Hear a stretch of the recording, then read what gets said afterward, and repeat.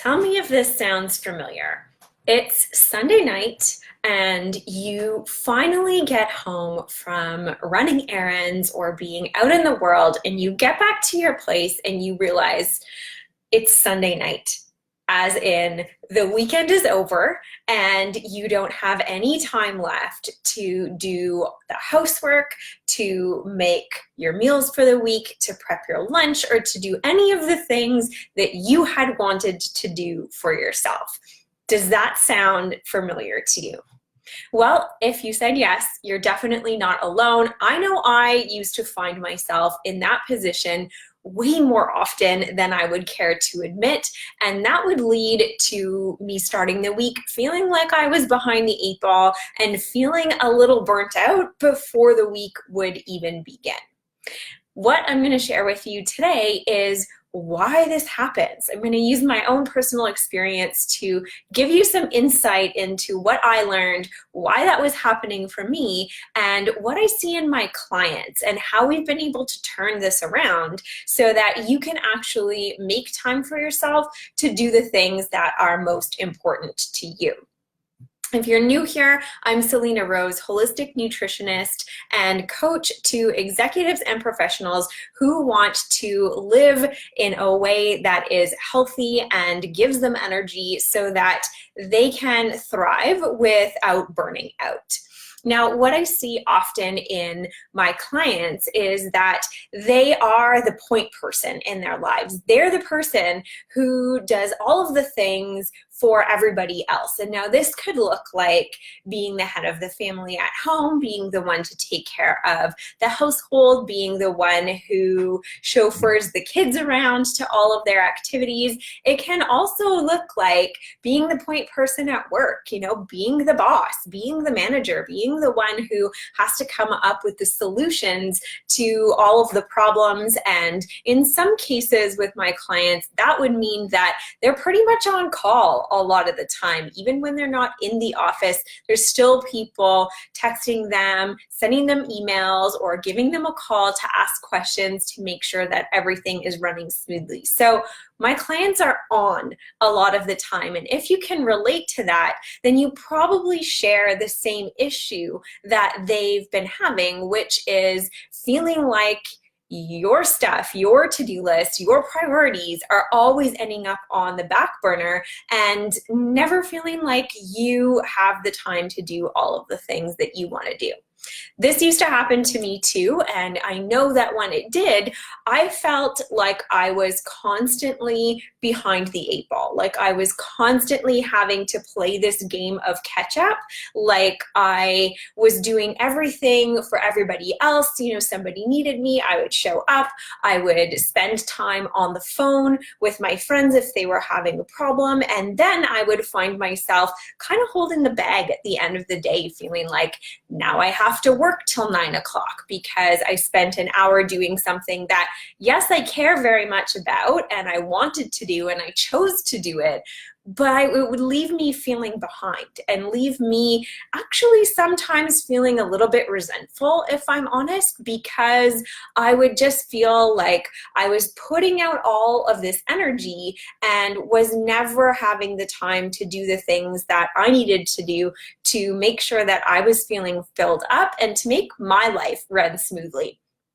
This is one of the key complaints that I hear from people when they join my Simple Stress Reduction Facebook group. So if you are feeling this way, trust me, you're not alone. And I'm here today to share some of the things that I've found helpful for myself and that I've seen be helpful for my clients as well. So the first thing that I learned is to kind of take a step back from the situation and make sure that I take a moment each day and each week to identify my own priorities. Because when you are not clear on what your priorities are, it's really easy for them to fall to the wayside, because when somebody asks you to do something, that's going to be the clearest priority at that given time. So making sure that you identify what is important to you and what needs to happen. And now I want to clarify something here. I'm not just talking about making time for yourself in the sense of making sure that you have time to relax, or that you can have, your downtime, or you get to watch TV or that kind of thing. I'm talking about the really practical things that you need to do to make sure that you're well taken care of. So this is going to look a little bit different for everybody, but I know for myself, that's doing things like making sure that my fridge is well stocked with great food so that I can be well on my way for the week, making sure that I've done my meal prep so that making healthy food and eating healthy food during the week is easy, making sure that I've outlined my priorities, which really is step number one. But if I don't make the time to do that, I really do feel behind and kind of frantic, like I'm going into the week and I don't really know what my objectives are or what's important to me. This can also look like making time for sleep, or making time to do the things that you need to do for your body. So that could be exercise or yoga, could be moving your body, could be making time for a bit of meditation or maybe some journaling. This is going to look different for everybody, but these are those fundamental things that you need to do in order to keep your life moving well and to keep your body well maintained and feeling good, so that you can have the energy to do all of the things that you want to do in your life. So step one, get super clear on your priorities. I find whenever I do this, I'm better able to weigh the options that I have. If an option comes in, or if somebody asks for my help, but I am very clear on my priorities, then I'm better able to say, yes, I'm able to do that, but this is the time that I have to allocate to that, or this is when that's going to work for me, as opposed to just having their priority come in, have it be the loudest thing happening at that time, the most clear thing, and then abandoning my own priority because I don't even know what it is at that particular moment. The next thing that I've learned to do is to try to make my days and my times as efficient as possible. And one of the ways that I've started to do this is to double up on things. So for example, in my line of work, I often have people asking me for a meeting, can we go for coffee? Can we meet? Can I come to their office, that kind of thing. And so I've started to plan these meetings strategically. One of the ways that I'll do that is by telling somebody, yes, I can meet you after my morning yoga class. There's a coffee shop that's less than a block away. And so I can do my yoga, make sure that I get that in, and then head over to the meeting afterwards. Do I love going to the meeting in my yoga clothes? No. Has it ever impacted the outcome of the meeting? Also no. And it makes sure that I am getting in what's important to me, and then also making time to do that extra thing. This might also look like deciding to go to the gym after work and then stopping by the grocery store on your way home. Instead of making those two separate errands, you can make time more efficient by doing the things while you're already out of the house. So that way you can double up and you're not spending extra time where it doesn't need to go. Another thing that I like to do for myself is to ask myself, how can I make this easier? What would this look like if it were easy? And a lot of the time, I find my tendency is to overcomplicate things. I have a lot of ideas. I like to think big, but sometimes that's not really what's needed or what's going to be most helpful. Sometimes what's most helpful is to do the thing quick, to do the thing easy, and really just to get it done, as opposed to being elaborate about it and trying to overcomplicate things. Now, here's the thing.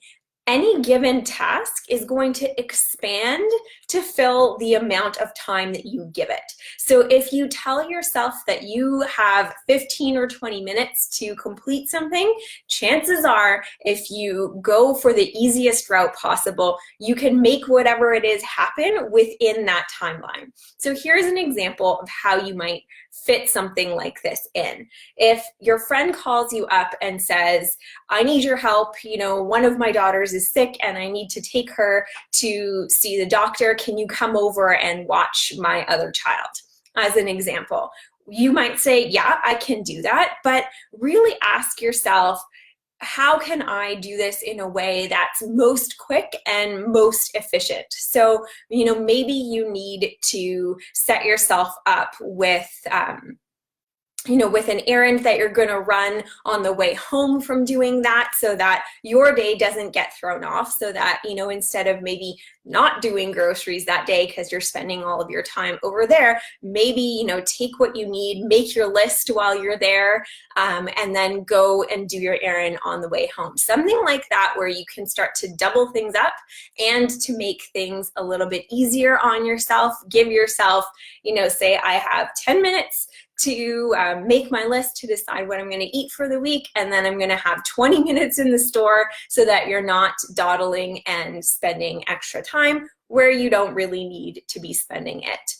And then last but not least, I want to make a note about perfectionism, because this is something that I see a ton with my clients. And one of the best ways to recognize this quality in yourself is to recognize if you are having all or nothing thinking. If you're thinking, well, if I, go and help so-and-so out, then there's no way that I can be able to do XYZ that you need to do for yourself. Not the case. Maybe you can't do those things for yourself the way that you would if you had all day to do all of the things that you wanted, but maybe you can still do them quick, do them easy, and be efficient about them, and get the things that you need to have done, and do the other thing that your friend is requesting of you. So lots to think about here, and to think about how you can maybe let go of some of the expectations that you place on yourself, some of the rules that you've set for yourself around how things need to be done, the level at which things need to be done, and just try to be easier on yourself and go for doing things in the way that is as quick and efficient as possible, so that you can still make your priorities a priority and do the other things that come up that you want to be able to participate in. I know for myself, when I realized that things needed to change, that I needed to start making the things that I needed to do for myself personally and for my business, when I needed to start making those things more of a priority, it felt kind of scary at first, because I was worried that I wasn't going to be able to say yes to a lot of the things, or help out my friends and family in the way that I'm used to, because that takes time and it takes energy. You can have both if both things are important to you. It just might mean that you need to lower the expectation level on how some of these tasks are going to be done, and on how you need to show up. You don't necessarily need to have full hair and makeup to go over and watch your friend's kid, whereas maybe that's an expectation that you've held for yourself. Just like with myself, deciding that it's okay to take meetings in my yoga clothes, fresh from yoga afterwards, and decide, what, that's not going to impact the quality of the meeting. It's not going to impact the work that me and the other person are trying to do. And it's also going to show that I value myself and that I take care of my body. So something for you to think about. If you found this helpful, if what I'm talking about today resonates with you, let me know in the comments, and I want to know which tip in particular you are going to start out with and how you're going to implement this in your life. I look forward to hearing from you.